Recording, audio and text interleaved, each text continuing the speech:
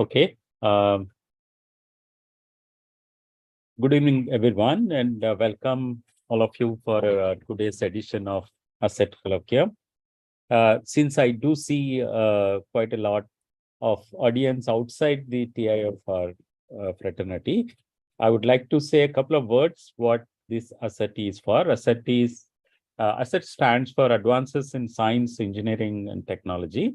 This is a weekly colloquia forum that happens at TIFR, typically on Fridays at 4 p.m., like what's happening today.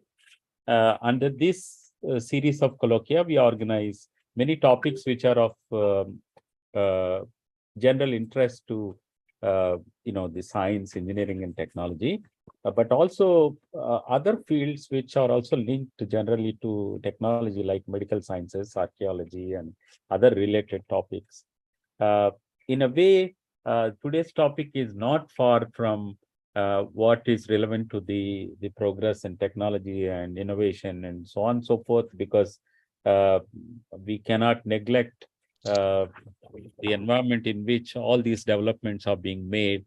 And one has to be more and more sensitive these days while we build either structures or instruments or any other newer technologies that happen. And every technology that we talk about today also has a severe consequences in terms of what it produces and how well you are able to kind of, make sure that these products or even the raw materials that are used do not affect the environment in which we live. In that sense, the restoration, conservation, and protection of our rich natural resources is an important component, and we all realize very early on that how important it is to take these two aspects hand in hand.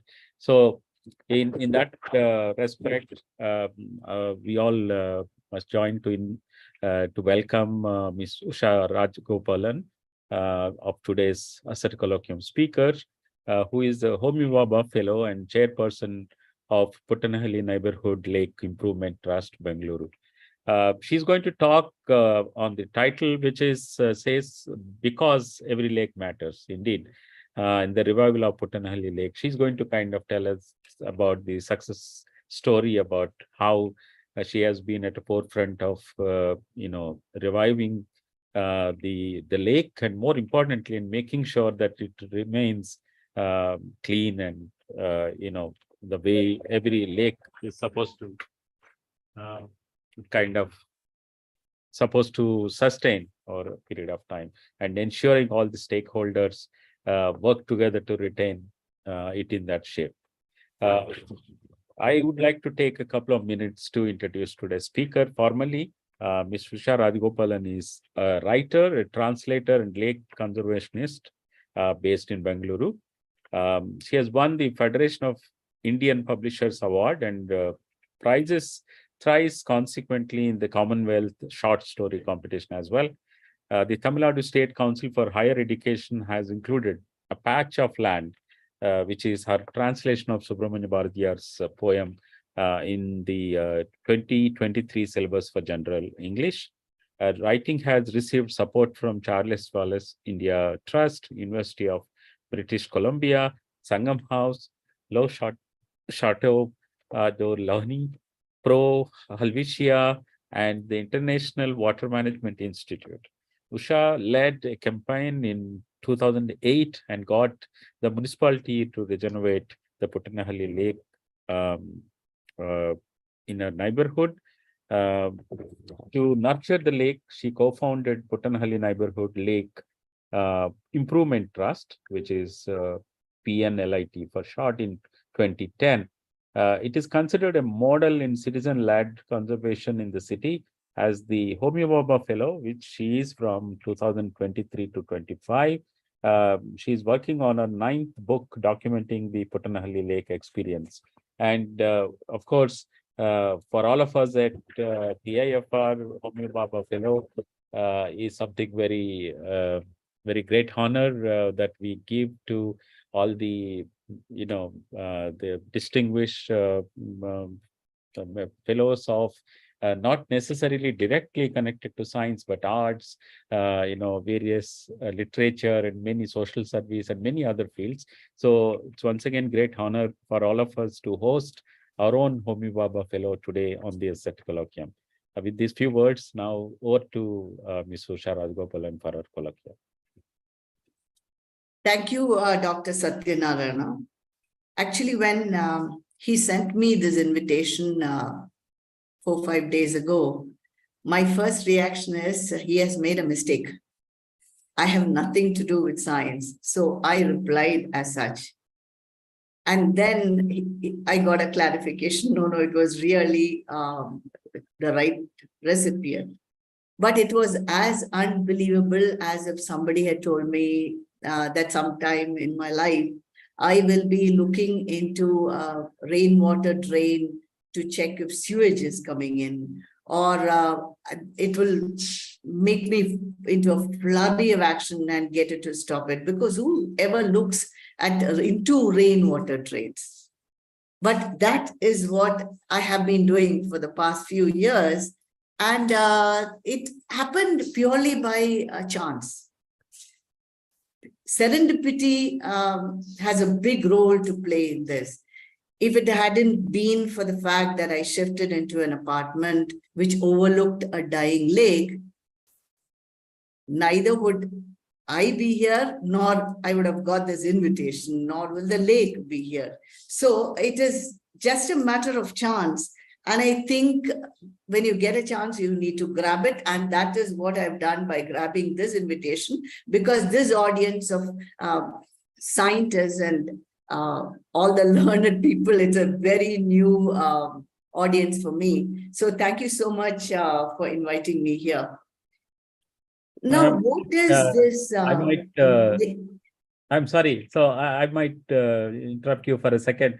So all thanks go to my colleague, Mr. Kishore Menon, who was former public relations officer at TIFR, who is the person who, because of which this talk has been made possible. I'm sorry I missed his name in the beginning. Yeah, thanks. I'm sorry to interrupt, but please go ahead. So my thanks to Mr. Kishore Menon also. Thank you so much. So what is this lake that I got to see from my apartment? I think you should also take a look at it.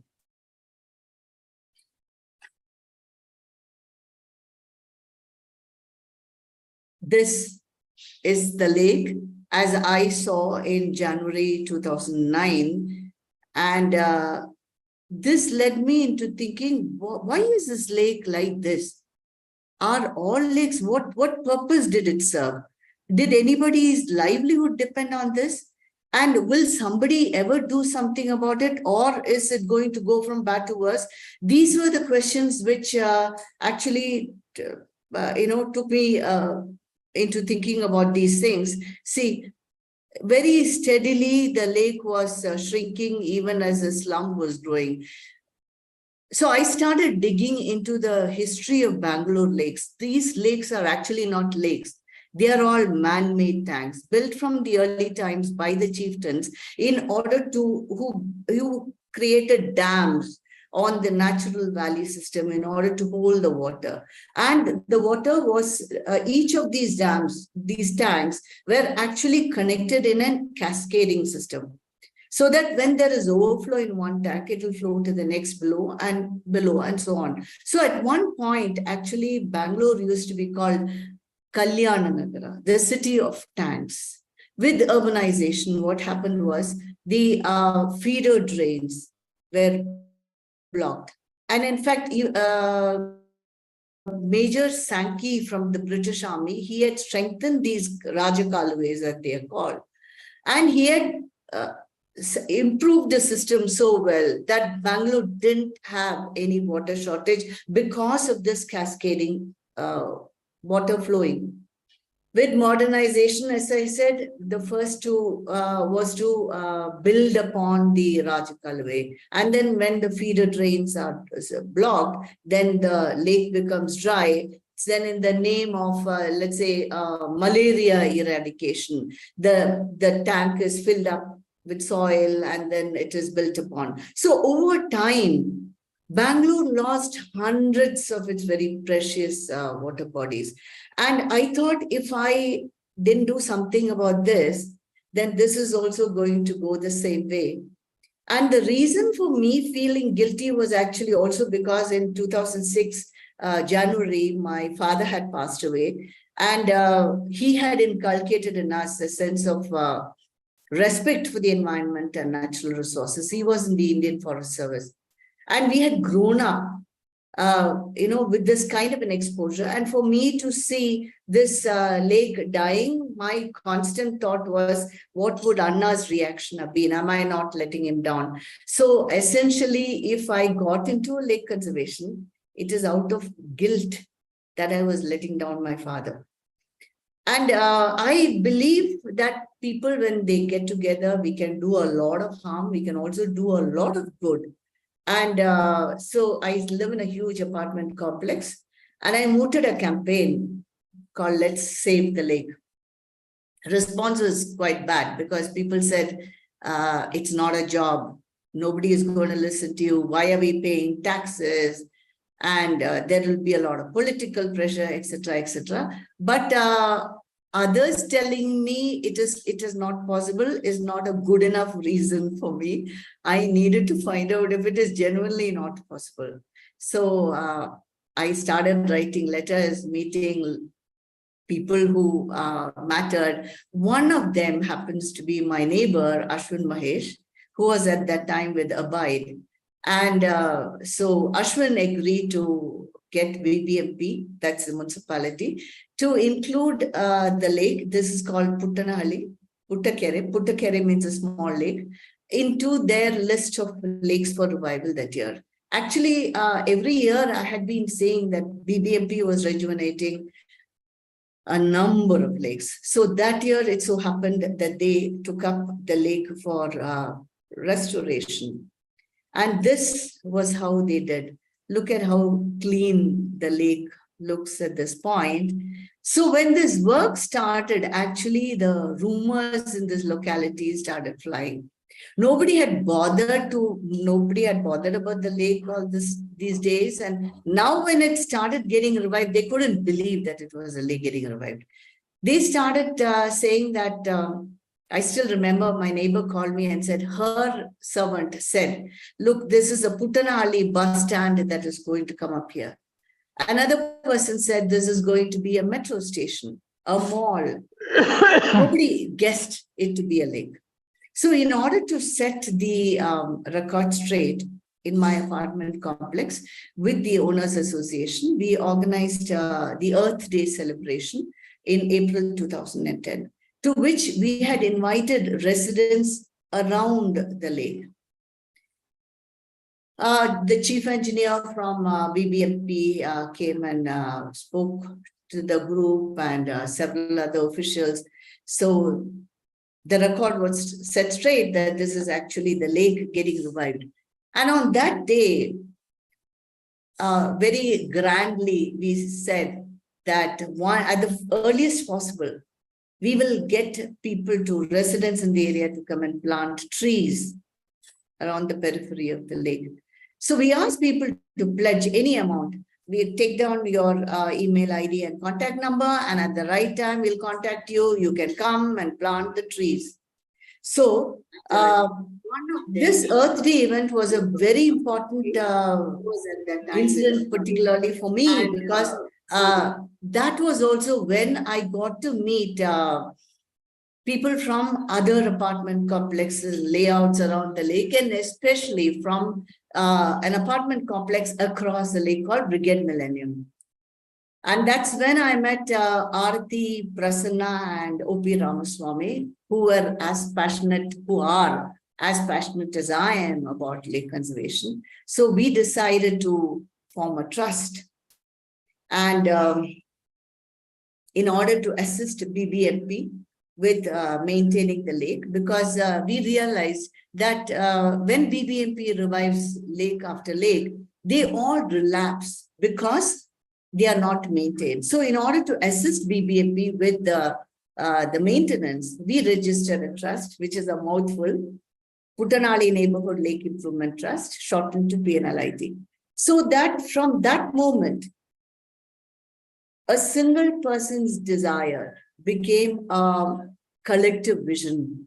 It became a group endeavor, and I was not alone anymore. I had 3 friends who were with me and who are now, our trust has now become 7. And this is how the lake looks now because of our collective vision. So we formed this trust. If you can see the contrast, this is a clean and dry lake. And please do notice the wild date palm right in the middle of the island. This was the only tree which was there. So that became our logo because we realized that we had to have the strength, the firmness to overcome lots of hurdles, because we knew that we are going to have to face quite a few challenges. Now the wild date palm is hidden in the middle of the other trees. And we registered PNLIT in June 2010, as I said, in order to assist BBMP. And that happened within the next month, because as we had promised, we had, together with BBMP, we organized a tree plantation drive in which BBMP gave the labor, the saplings, the manure, the soil, everything. And we invited residents from the area to come and plant the trees. This was actually, the chief guest was the local MLA. Now, our intent was, as you can see from the vision, of course, is to encourage local communities to partner with the government, because we knew from day one that in order for this lake to survive, we need to rope in the local community. And in any case, we had already started doing that by getting them to plant the trees. And we wanted to replicate this system of working with the government and working with the community. But we ended up working not just with the BBMP. First of all, BBMP invited us to sign an MOU in May 2011, and we became official custodians of the lake. The first one, I must say, and at the point when we were signing the MOU, Prasanna and I were there. We asked the chief engineer, so will you be giving us money to maintain the lake? So they said, if we have the money, why will we give the lake to you? Which was actually true in a way, because if we can involve the community, then they will also take care of maintaining the lake. So from day one, we have been meeting expenses with the donations that we get from the locality. It started off with working with BBMP lakes, and then it went on to include BWSSB. That is because they actually hold the life of the lake in their hands. Sewage is the biggest killer of any lake. And without BWSSB cooperating, it's not going to work. And then we have collaborated with the State Pollution Control Board and BESCOM, because we have a fountain and we were paying the regular tariff. And we were not able to, because we were raising money through donations from, as I said, from people. And we couldn't pay those electricity charges, which was needed for the BESCOM. So OPR, Mr. Ramaswamy, he got BESCOM to get a lower tariff where for BBMP parks. And that was our association with BESCOM.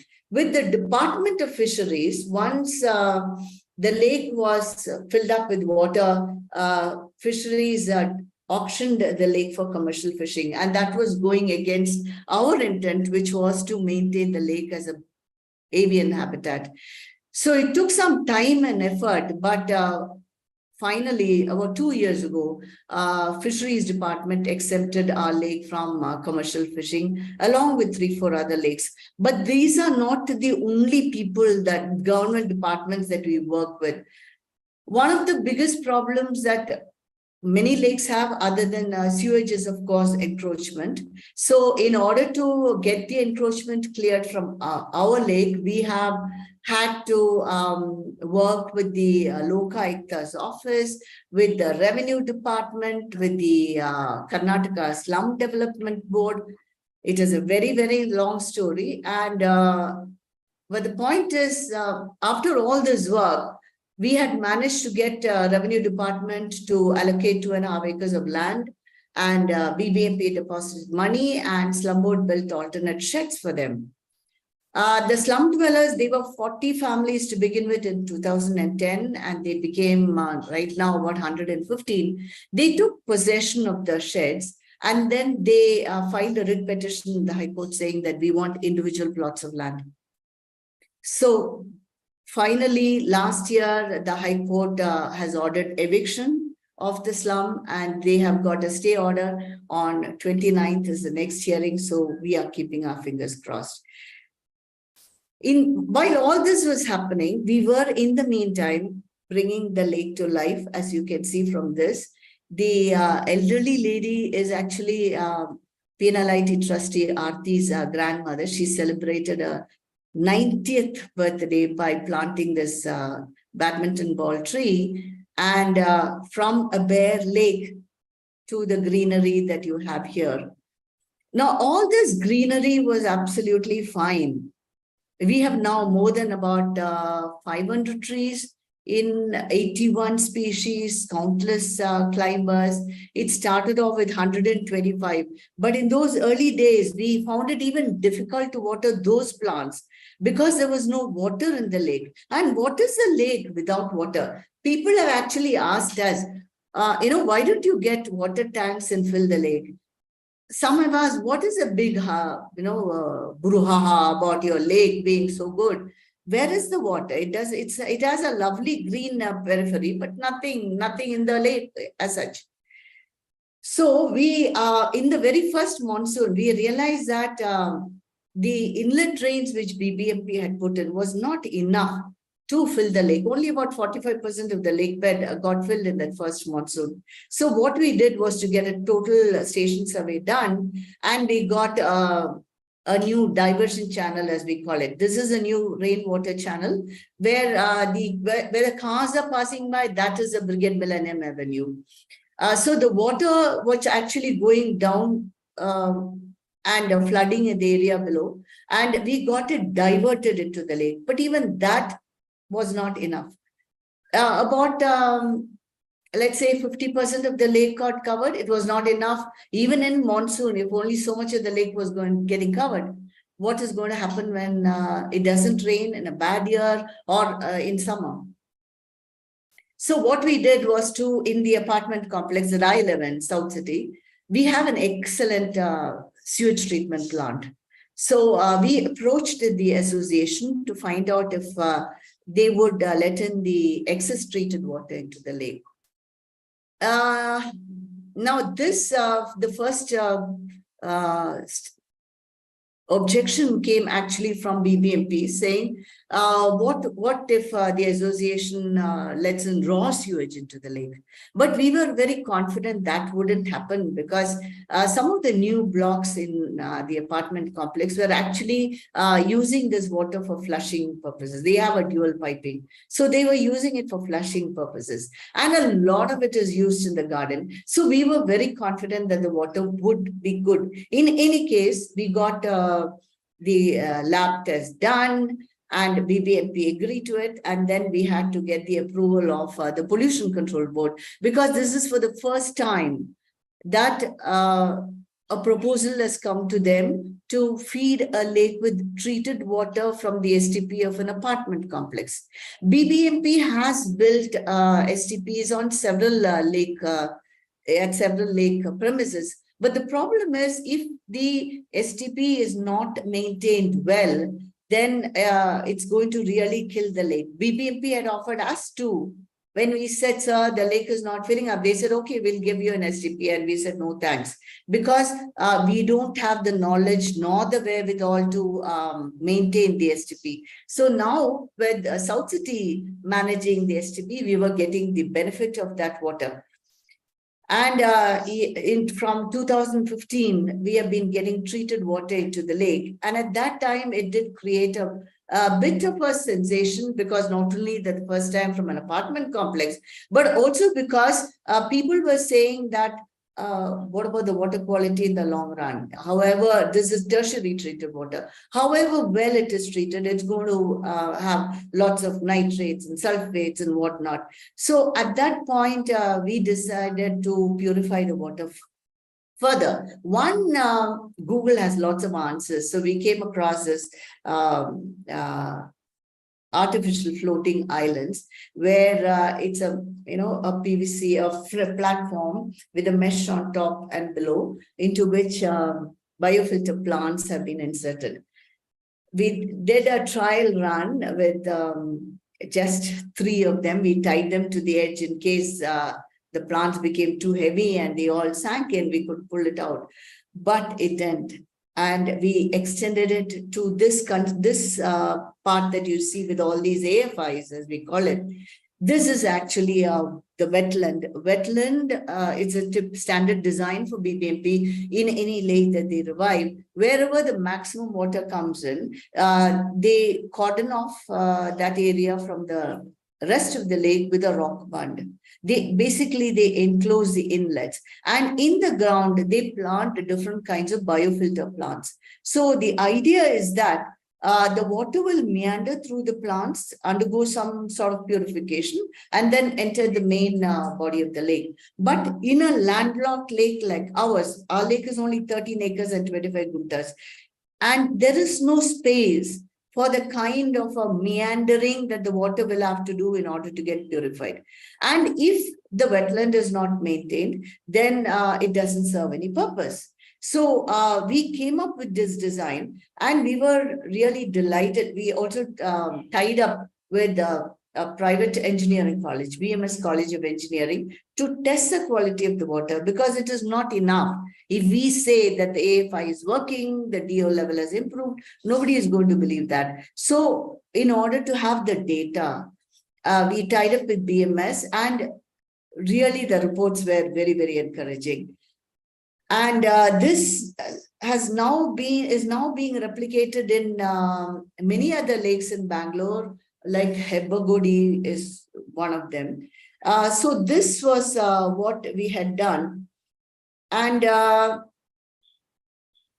with all this, with the green cover, with the plantation, and we have planted bird perches, the lake started coming to life, not just in the periphery, but also in the water.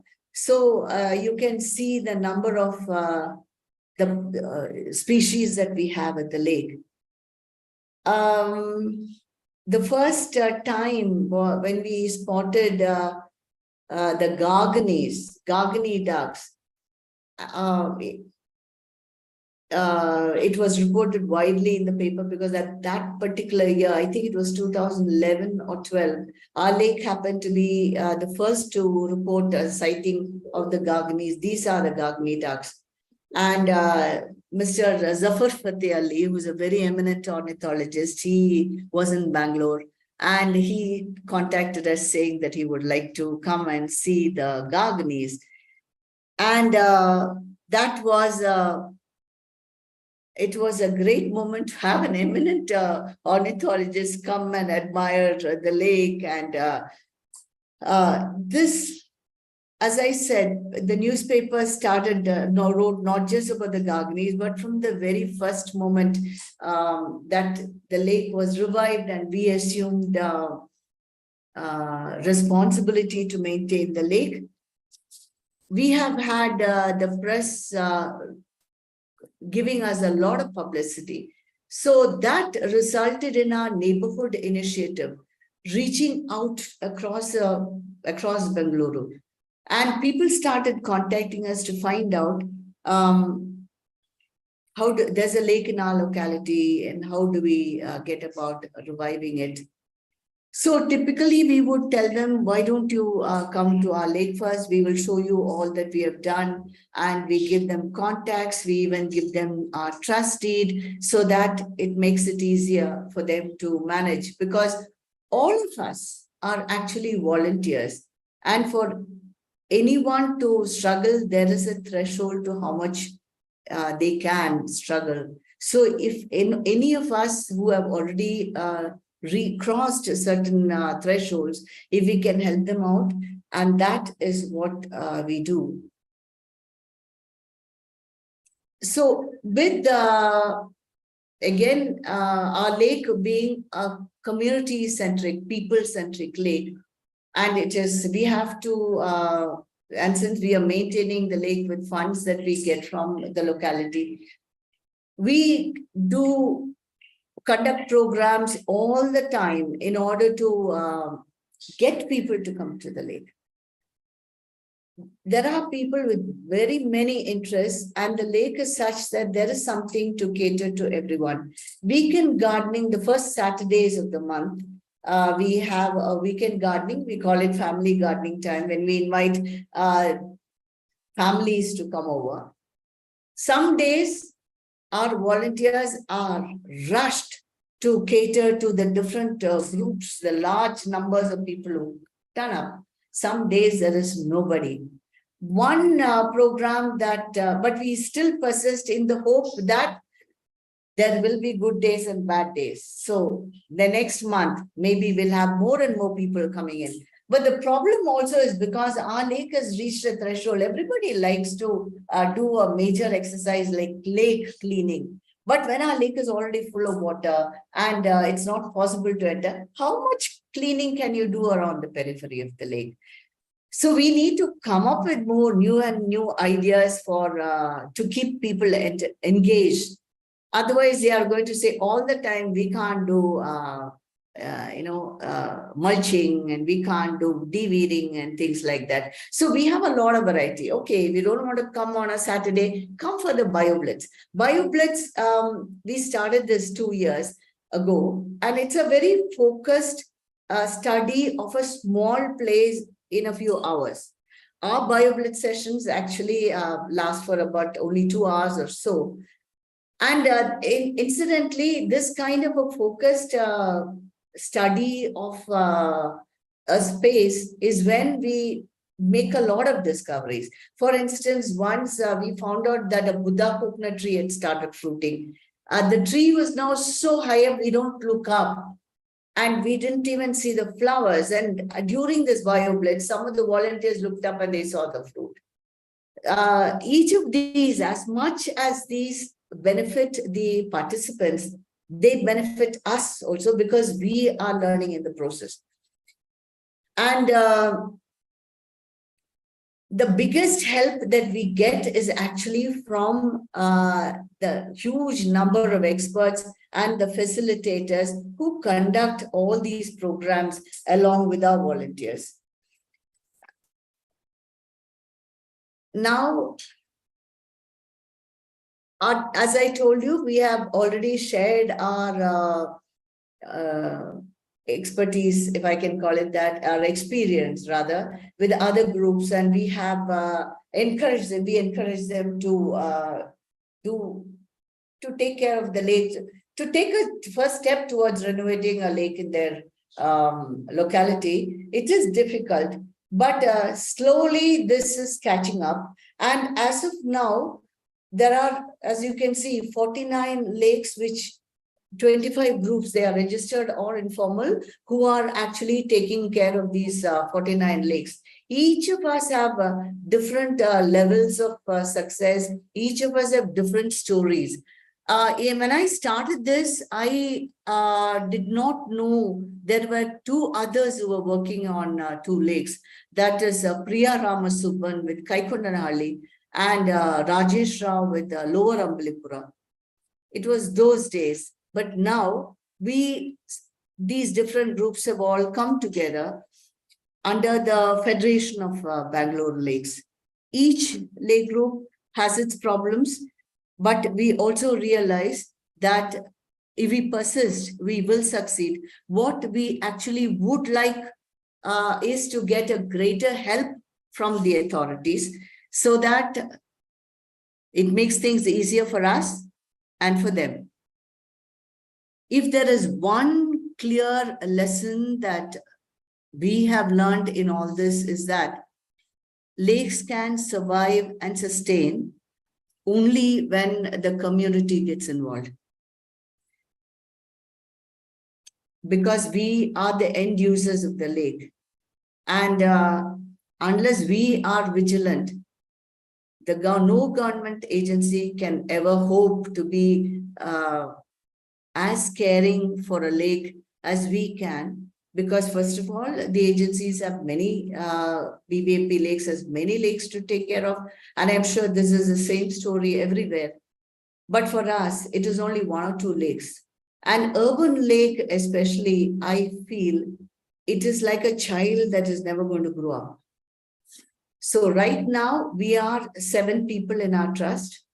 We have, each of us are working to our best of our ability. And my dream personally for Puttenahalli is that when I step down, my friends will take over. And when it's time for them to leave, there will be another group to take over, because not just Puttenahalli, but all the lakes need custodians, need people, need committed people who will take care of the lakes. That is the way forward. Community partnership with the government leads to lakes surviving. So I shall end now with just showing a short video which will give an overview of the lakes, of Puttenahalli Lake. Okay. So, ma'am, I'll run the video for you.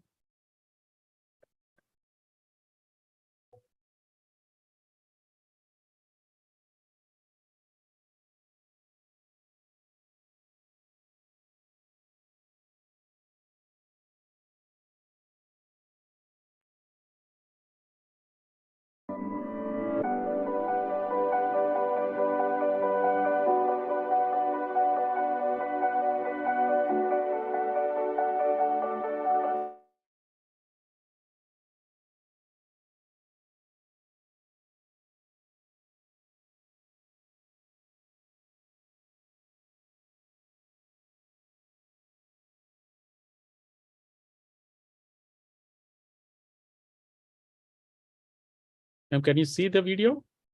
No, it's hanging. Okay, 1 minute.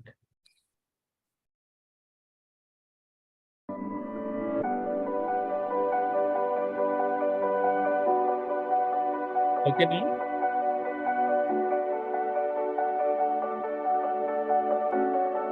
Is the video running? Yeah, it is. It is.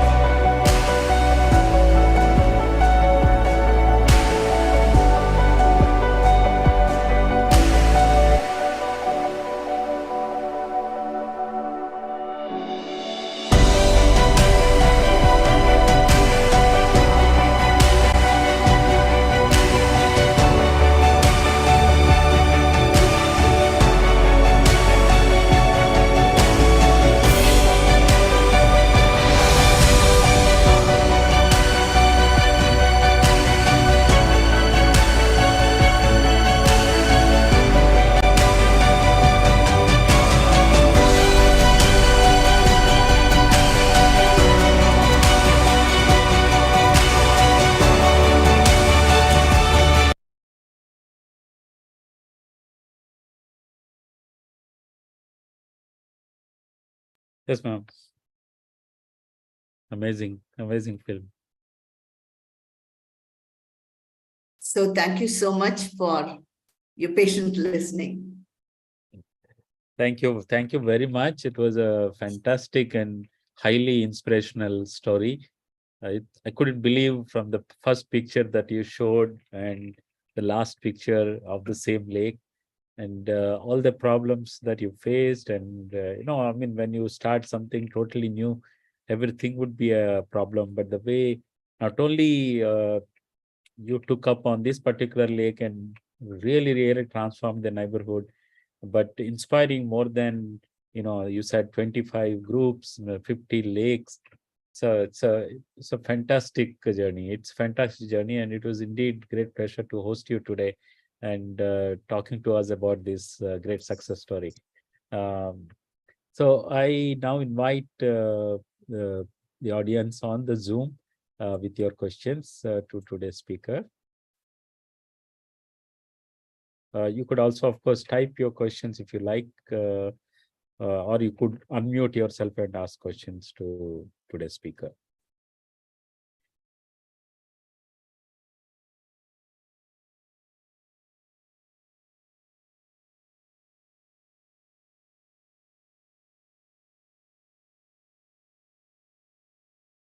There's a question from my colleague Alak Ray.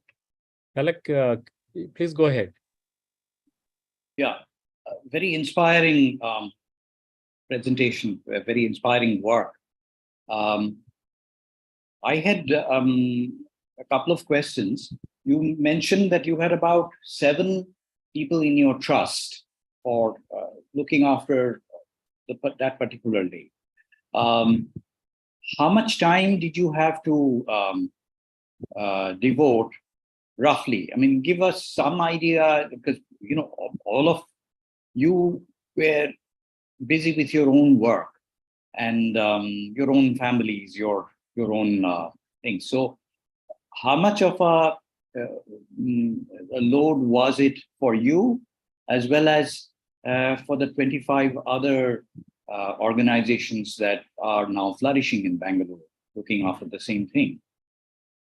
See, I can talk about us. Since I mooted this, I obviously have a greater responsibility. And at the early days, I was just eating, sleeping, and dreaming about the lake. So it became an all-consuming obsession. And now it's slightly better because, as I said, I have 6 others. We are 6 women and 1 gentleman. So the amount of time that we spend actually depends on what work is required and how free one of us are to take over it. So at the moment, it is the owners is actually, and also we have allocated the kind of work.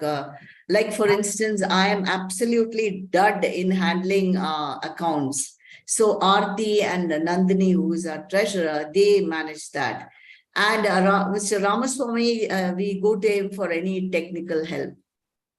And I used to be briefing all the volunteers who come each time. And now it is Divya who is doing that. Then Nupur takes over the daily maintenance of the lake. She allocates the task. And all the green cover that you see, it is a responsibility of a very avid home gardener, Sangeeta. So the amount of time that we give actually varies, as I said, from task to task. But of course, personally for me, I am not getting the time to write, and sometimes I want to run away from everything. Only then I will be able to do it. And also, I don't know how the day is going to be. The first phone call, can turn my day upside down. I have to be prepared for that. And as my friends say, I pass on the bomb I drop the bomb on them as well. So it is actually, we are very, very passionate about it, as you can make out. So we find excuses to work on the lake.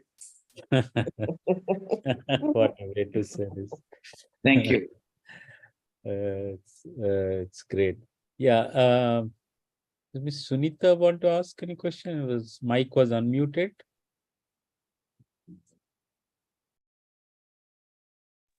Sushil. Satya, can I go? Yeah, please. Yeah, Sushil. well, thank you. That was a really very inspiring presentation, and thanks for this experience. I had a specific question on the birds that came in. You showed very briefly, maybe 1 or 2 photos. So what I wanted to ask was, how fast did that picture change? How fast did the birds come back, and that to over 100 species? It's repairing the ecosystem. In how much time did it happen? And what did you expect in that regard? See, the number of birds that I showed, 121, they include migratory birds. So this is a question that people asked, how do you bring birds to the lake? Actually, once the lake is free of sewage, and the birds do a recce and they see that the lake is a safe environment. So automatically they come. But from the first pond herons that I used to see, now I see different kinds of herons, And this is where bird watchers come in absolutely handy, because they spot the birds. They spend hours, they spot the birds, and then they send us photos, and then identify the bird and things like that. So the lake was revived in 2010. And by the winter of 2011, the gargonies and the teals started coming. That was how quick. So I feel sorry for the birds. They've been really waiting for a safe environment. So the moment they get it and they land on this. And one of our greatest thrills has happened about a couple of years ago. For the first time, Brahmini kite built a nest right on top of the tallest tree on the island, and it hatched a chick. So Brahmini chick. And then we had spot-billed ducks building nests on the revetment under the bushes. And suddenly when the sprinkler came on, the mother duck came out into the water, followed by a train of 9 ducklings. Wow. And then once we had a peahen. Of course, there is a reserve forest nearby, so we assume the peahen must have come from there. So that created a huge sensation. One of the things that we do is to send updates to the community, to the group. So people come to know, and once we post a bird update, then everybody comes rushing. So 1 or 2 things I would like to share at this time is this. Once I was coming and I saw a couple with 2 children. So each time the mother would look on the mobile, and then she would look at the lake and she would point out to that. So this made me very curious. So I asked her, what are you doing? So she said, those bird updates that you sent, I'm identifying the bird and showing them to my children. Wow. So that was a lovely moment. But personally, though you didn't ask me, my favorite bird is a pied kingfisher, because it indicates the quality of the water. And so we are waiting for a common kingfisher, which is very uncommon. And the pied kingfisher, all the birds are very precious, but these especially. And then lapwings. I think so far about 8 to 10 species have hatched at the lake. Oh, fantastic. And we are greedy, we want more. Thank you so much. This presentation will stay for a long time in the mind. And if I may add, I hope we have an opportunity to have you in person. Yeah, actually, Sushil, that was something I must own, because this talk has been, as she mentioned in the very beginning, we almost, kind of on gunpoint. We said that within the next few days, and there was not enough time. When Kishore sort of proposed, then this particular slot was available. So we kind of requested, and she was very kind to have agreed. But it will be Thank you very much. when she, I think at a later moment we'll call her. It will be great to have her on our campus, see things, and I'm sure she will inspire many more people, both on either side of the road, both in the colony as well as in the institute. So It is fantastic. Thanks, Sushil. Thank you. for Thank you. this. Yeah, yeah. So, any other questions? But I Hello. would also add to Dr. Sushil and to you, anyway, everybody listening here, if you are coming to Bangalore and if you come to our vicinity, please drop in and it will Sure. be a great pleasure to show you around. Yes, ma'am. Thank you. I appreciate that. Thank you. Okay. Yeah, I thought someone was trying to ask a question. Yes. Yes. Hello, ma'am. Ma'am, this is Ninu. I've interviewed you once for my Yes. PhD work, and it's a pleasure listening to you every time. And your passion actually shows in your face. The way you Yes, speak, exactly. it's very inspiring. So my question is, ma'am, we see when it comes to a lake, there are conflicting interests which are involved, as you mentioned in your presentation, like, fishing rights versus how the need to preserve the lake as an avian border. So how do you navigate these conflicting interests? What are the guiding factors uh, when you come to, like, choosing these conflicts, like the objectives and See, the first thing that we actually tried to do was to find out who was dependent on the lake, whose lives depended on the lake. Strangely enough, we could not come across anybody who could give us accurate information. They said the lake was always looking like this. But I know for a fact that in 2005, a year before we came to Bangalore, it had rained very, very heavily and there was massive flooding in that area. Ever since, of course, the lake has been revived, there is no flooding. So I was not able to find out whether did anybody use it as, for fishing or for as adobies. The only person literally that we came across was this guy. He didn't even tell us. He told our gardeners. He was missing the fact that the lake has been revived and he can no longer do illicit brewing of liquor. So that seems to be the only livelihood we have put an end to. And also when you talk about people dependent for their livelihood on a lake, see, you have to understand this, that our lake was auctioned and given for commercial fishing. Assume that there were fishermen living on the periphery of the lake. They may not have got the contract because it is auctioned. So actually the people who benefit out of this could be a fisherman from some other part of the city for whom it is a pure commercial interest. So for any group, I feel that how you want to maintain the lake, it depends on, one, the size of the lake, and secondly, what is the predominant vision of the group that is maintaining it, which has to be in sync with the aspirations of the neighborhood. In a huge lake like Jakur, for instance, they do have commercial fishing. Even Puttenahalli has. They are big lakes. And even if the fishermen were to, throw these nets, it's not going to affect the birds. They will simply move to another part of the lake. But if that is not the case in our lake, our water body is just about 10 acres. And the fishermen will completely cover the entire stretch of water with the net. And at that point, the birds simply vanish. They are nowhere to be seen.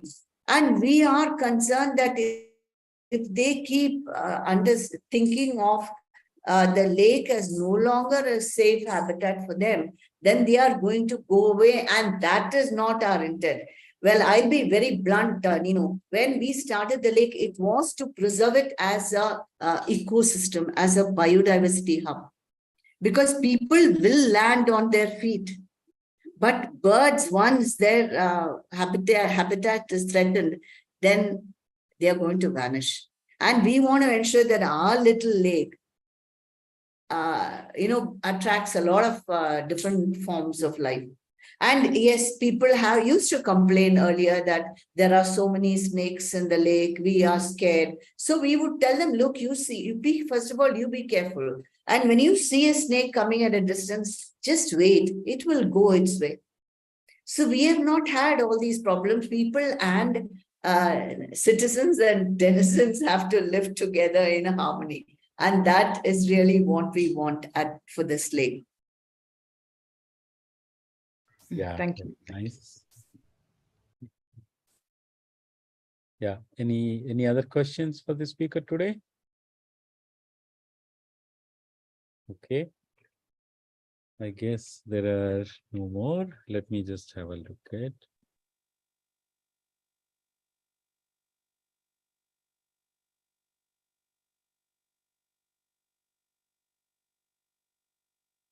Yeah, yes, ma'am. I don't see any more questions, but something on similar lines to what was asked just a while ago. While it is true you're putting your sheer efforts, and I mean, one could, as it was commented, one could see your kind of dedication for such works on your face, in your talk. But is it? I mean, in order to kind of make it more sustainable, for example, in future, and then, more and more people joining your effort. Let me interrupt you. Would you please speak a little louder? Oh, okay. I was okay. The part that I really want to ask you, the question is, what should be the success mantra in some way for making sure that all your efforts that you have put in for last about 13-14 years, and in future, how does this model of managing entirely by citizens should be able to work? Because by far and large, what I understand is the entire thing is a kind of voluntary organization by very passionate people like you. But is that enough, or do you think that there should be a little bit more kind of structure that should be built in to sustain it longer periods, maybe decades, and if not centuries? See, one thing is, from day one, we are being very sure that we are not permanent. Only the lake has to be permanent. So we have been identifying and locating. It's not right to say grooming, but I shall use it. People who we feel have that same kind of commitment and zeal. That is why from 4 trustees, we are still only 7, because not everybody understands why we are doing this, for what reason. And if there is no money attached to it, then they are even less interested. We are trying to streamline the way we work, so that even with just 4 trustees and a good team of staff, we will be able to sustain the work. And already I'm planning to step down. I very rarely go to the lake these days, because Nupur and Divya and others are managing so well. So that way I can relax, thinking that my work, I've done my part of the work. Problems will always remain, but once I can resolve the issue of this, get the slum issue sorted out and develop the place, I'm hoping more people from the locality will come forward. And also, the reason why we have all these events is to, first of all, build people's interest, and secondly, to get more interested people on board. And yet another thing that we are working on, we just started in fact, is to get a kind of a protection zone tag from the government, like avian, bird sanctuary or a biodiversity hub. That kind of a thing may make it that much more difficult for somebody to encroach or to pollute the lake. So these are things that we are working on. it is difficult, but it is difficult to get passionate people on board. But if we give up now, then all our work will come undone. So we are still at it. Yeah. And if it has worked for as long as 14, 15 years, and I am so happy that, blessed that I have a wonderful team of colleagues and core volunteers. So hopefully they will step up. Right now, also the impression is that, oh, these people are doing a good job. What is the need for me to come forward? So that also has to, get dispelled. So right now, I'm the face of PNLIT, but all the work is being done by my friends. So I want to step down from that as well. Sure, ma'am. Sure. Thanks very much for clearing this. Okay. So since I don't see any more questions on the Zoom or other platforms. So once again, it's great pleasure for us to really thanking you, and I think it was very, very inspiring talk. And not only talk, of course, more importantly, it has been inspiring work to begin with. And I wish that it will inspire many more hundreds of such volunteers everywhere, and many, not only lakes, but also other, entities, other structures, natural resources are also restored, preserved, and it's a great talk to listen to, and great work to hear about, ma'am. Thank you very much for all of our behalf. Thank you so much for inviting me. Thank you very much. Thank you.